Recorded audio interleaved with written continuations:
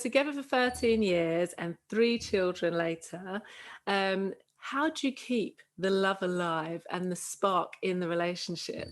I asked you beforehand to figure out what your love languages were.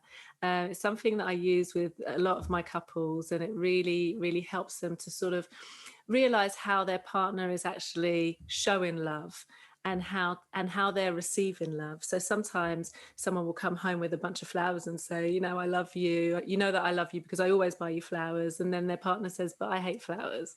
So that shows me that you don't know me at all. With love languages, there's 5 of them. So there's gift giving, quality time, acts of service, words of affirmation, and physical touch. So when you looked at your love languages, which ones do you think are your love language? How do you like to receive love, first of all? Definitely for me, quality time, Okay. top one. And I don't know if this is true, but what you tend to want, you give.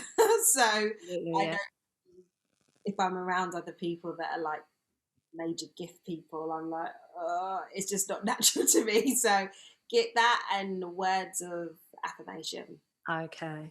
Yes, yeah. And do you feel, Martina, that you get that from Leon? Do you get quality time and words of affirmation in your relationship? Quality time, words of affirmation, you struggle with. But in words of affirmation, it's not natural to him. So I just basically tell him, I look good today. A little nudge. Yeah, like, come on. No, it doesn't naturally come to him, but I guess over time I've realised that it's not natural to him. So like you will send me a text and I'm that type of person that will literally save that text. I will screenshot the text if it's been a really great text and go back to it and read it again and read it again. So yeah, words are big for me. Yes, yeah. Oh, that's lovely. Did you know that she saved the text, Leon? She tells me, and I might get a text saying, if you want, you can send me a text. Does it feel the same when you prompt it though, Martina? Does it? Well, yes, because sometimes I'm still amazed by what he comes out with. I'm not prompting you as to what to say. I'm just saying I would like some words. Yeah, yeah, that's nice. What I do is I send Tina music all the time. Yes. Okay. So, yeah, I'm constantly sending her a song. I might send her 2 songs for the day. Yeah. Or I don't think a week goes past without me sending you a song. Yeah, so that's the kind of which is my words. Yeah. Right. That's lovely. Yeah. The language. I struggle with giving compliments to. I think it's to people that I care about. Yeah. I think it's like a vulnerability kind of thing. I feel like I feel vulnerable by telling you what I deeply feel.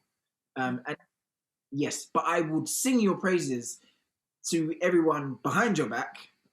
But to tell you face to face, I think you're amazing or such and such, I find it hard. Like I it's like, yeah, yeah. Tina might look really good, then I'll tell her at the end of the day, oh, you looked really nice today.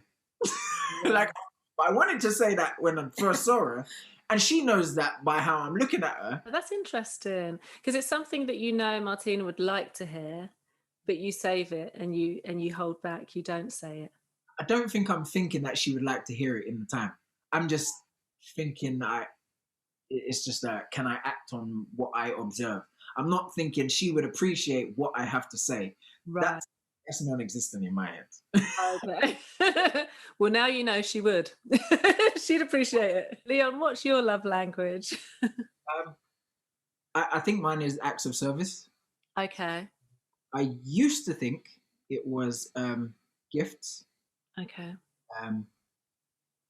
I'm not sure if I still very much appreciate a gift, but I think that might have changed since having children, and again as lives evolving, we've maybe done certain things less. I used to buy more gifts, but I think our focus, which it shouldn't have, has more come off of each other and onto the children. Right.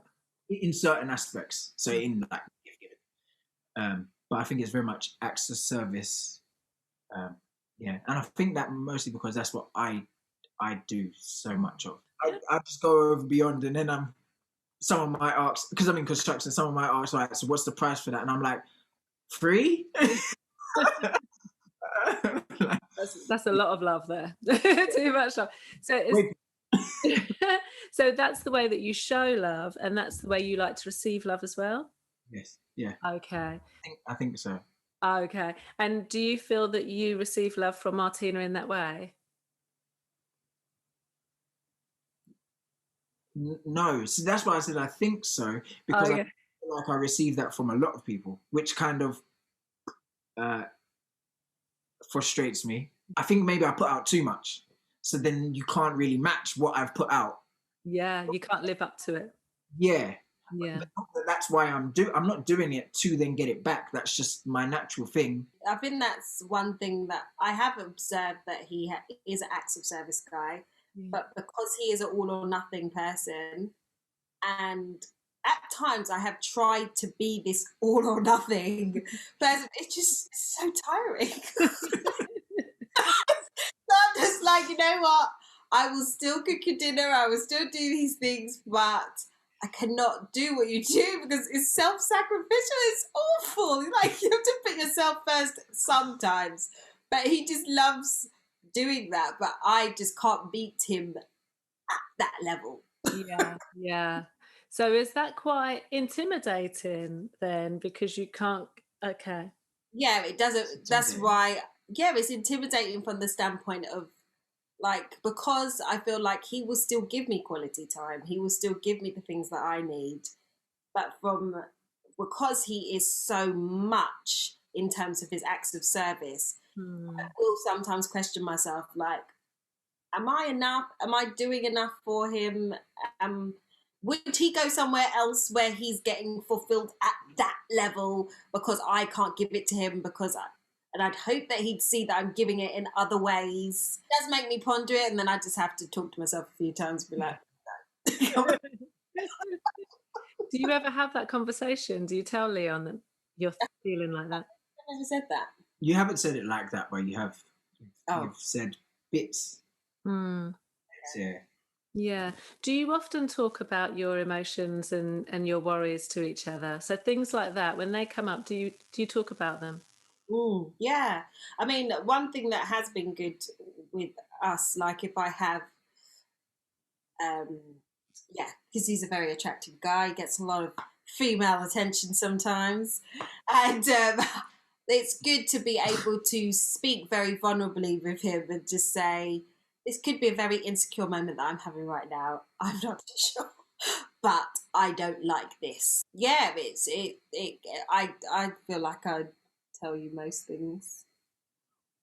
Yeah, we both do. I often get told I'm stupid, I talk too much. In terms of, from a man's point of view, like, almost like you're not supposed to tell your wife that. Right. Yeah. So friends are saying that to you. Just men in general, like, no, what are you saying? And I'm like, at the end of the day, I'm, in my view, I've got to see this woman more than I see everyone else. So why would I not just, in the same way I'd tell a friend something, I would tell Martina something. Yeah. I hope you find this series useful. Please remember to like, subscribe and hit the bell so that you don't miss any new shows and my therapeutic analysis of each episode.